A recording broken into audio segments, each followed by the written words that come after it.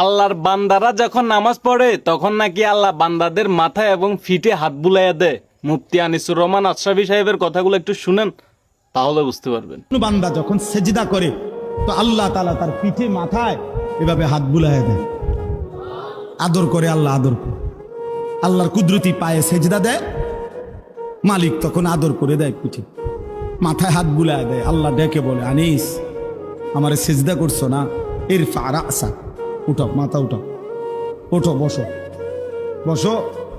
আর কিছু বলবা কিনা বলো। তো বান্দা বলে আত্তাহিয়াতু লিল্লাহি ওয়াস সালাওয়াতু ওয়াত তাইয়্যিবাত।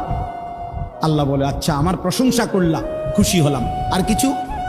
আল্লাহুম্মা সাল্লি আলা মুহাম্মদ ওয়া আলা আলি মুহাম্মদ। ও মাশাআল্লাহ, আমার বন্ধুর প্রশংসা করলা, দুরূদ পড়লা, আমি এত খুশি হলাম, এখন কিছু আর বলবা? তো বান্দা বলে, আল্লাহ সেজদা দিয়ে আপনার কাছে আসলাম, আপনার প্রশংসা করলাম, আপনার বন্ধুর দুরূদ পড়লাম, একটা উদ্দেশ্য আছে, মাকসাদ আছে। কি মাকসাদ, কি উদ্দেশ্য? আল্লাহুম্মা ইন্নী যালামতু নাফসি যুলমান কাসীরা। আয় মাওলা, আমি বড় নাফরমান মাওলা, আমার গুনাহ অনেক বেশি মাওলা, আর আমি জানি ওয়ালা ইয়াগফিরুয যুনুবা ইল্লা আনতা, আপনি ছাড়া আর মাফ করার কেউ নাই। এই জন্য আপনার এত কাছে আসলাম, আপনার স্পর্শ পেলাম, আপনার বড় আকরাব ঘনিষ্ঠ হলাম।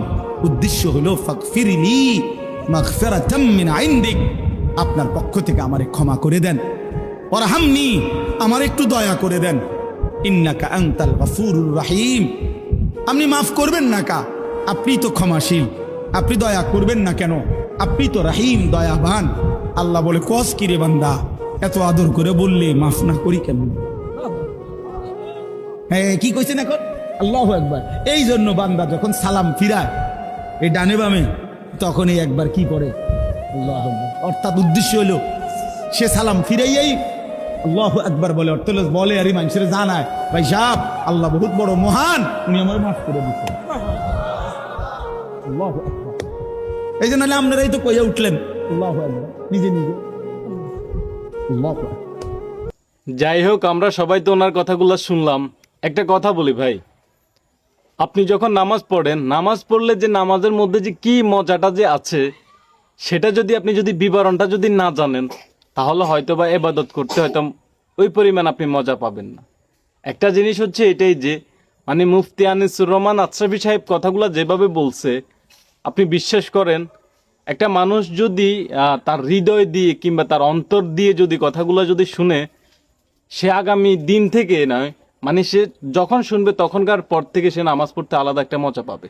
কেন মজা পাবে আমি আপনাদেরকে একটা কথা বলি। আমরা তো অনেকে অনেক কাজ করি, এই কাজটা করলে যে আমার কি লাভ হবে, কি লস হবে, আমি যদি ওইটার ব্যাখ্যাটা যদি না জানি, তাহলে আমার কাছে ওই কাজটা করতে ভালো লাগবে না। যেমন উনি যে কথাটার নামাজের সেজদার বিষয়ে যে ব্যাখ্যাটা দিলেন, যে আল্লাহর যে বান্দা যখন আল্লাহর কুদরতি কদমে সেজদা দেয়, তখন আল্লাহ তার ওই বান্দার মাথায় এবং ফিটে হাত বুলাইয়া দেয়, এবং আল্লাহ অনেক দয়ালু, যিনি তার বান্দাদেরকে ক্ষমা করে দেয়। কিভাবে ক্ষমা করে দেয় কথাগুলো শুনছেন। একটা জিনিস হচ্ছে, আমরা আসলে এখন নামাজ, রোজা, হজ, যাকাত, হ্যাঁ, সত্য কথা, হক, এগুলো থেকে অনেক দূরে সরে গেছি, যার কারণে আসলে আজকে আমরা অধঃপতনে আছি।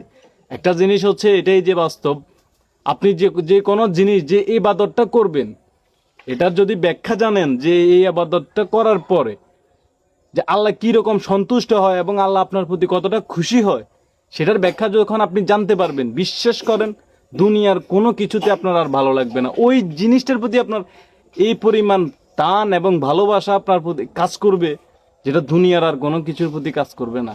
একটা জিনিস চিরন্তর এটাই সত্যি, যে হক্কানে আলেম ওলামায়ে কেরাম এবং পীর মাশায়েখগণ, তারা আসলে নবী রাসূলের ওয়ারিস। ঠিক আছে, হক্কানে আলেম ওলামায়ে কেরামই হচ্ছে নবী রাসূলের ওয়ারিস। তো এই জিনিসটার থেকে আমি একটা জিনিস বুঝতে পারলাম যে ভাই, আসলে নামাজের মধ্যে আপনি যে শুধু নামাজ পড়লেন, বিষয়টা কিন্তু এমন না। নামাজের ভিতরে আপনার অনেক উপকারী আছে, এত উপকার আছে যেটা আপনি আসলে বলে বোঝাতে পারবেন না। যেখানে শুধু আল্লাহর কুদরতি কদমে সেজদা দিলেন যে আল্লাহ যে সন্তুষ্ট হয়েছে, হ্যাঁ, এটার থেকেও আপনার শরীরের জন্য অনেক উপকার আছে, যেটা বিজ্ঞানিকরা অনেক কিছুতে এগুলা গবেষণা করে পাইছে। একটা মানুষ যখন অজু করে, অজু থেকে শুরু করে নামাজ পর্যন্ত তার শরীরের প্রত্যেকটা অঙ্গ প্রত্যঙ্গের জন্য এটা একটা মেডিসিন হিসেবে কাজ করে। কথা কি বলছি বুঝছেন? তো একটা জিনিস বলি, যারা হক কথা বলে আসলে তারাই নবী রাসূলের ওয়ারিস। এখন তো আসলে আমাদের আলেম সমাজের মধ্যে একটা জিনিস যেটা সবচেয়ে বেশি দেখা যায় সেটা হচ্ছে কাদা ছোড়াছুরি। মানে কাদা ছোড়াছুরির জন্য তারা আসলে এখন হক থেকেও অনেক দূরে চলে গেছে। কোন আলেম হক কথা বলে, কোন আলেম হকের বিরুদ্ধে কথা বলে, মানে বুঝাপড়া ট্রাপ ব্যাপার হয়ে গেছে। এমন ভাবে রেফারেন্স দিয়ে কথা বলে আসলে বুঝাপড়া মুশকিল হয়ে গেছে। আমরা যারা আপনার হচ্ছে যে সাধারণ নাম মানুষ আছি, তারা আসলে আমরা একটা বিপাকের মধ্যে পড়ে যাই। তো এটা জিনিস, একটা কথা বাস্তব যে আপনি হকের পথে থাকবেন, দুনিয়ার কোনো কিছুতে আপনি কখনো ঠেকবেন না। ঠিক আছে?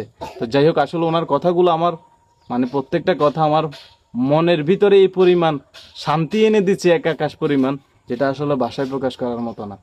তো সবাই ভালো থাকবেন, সুস্থ থাকবেন। আল্লাহ হাফেজ, সালামু আলাইকুম।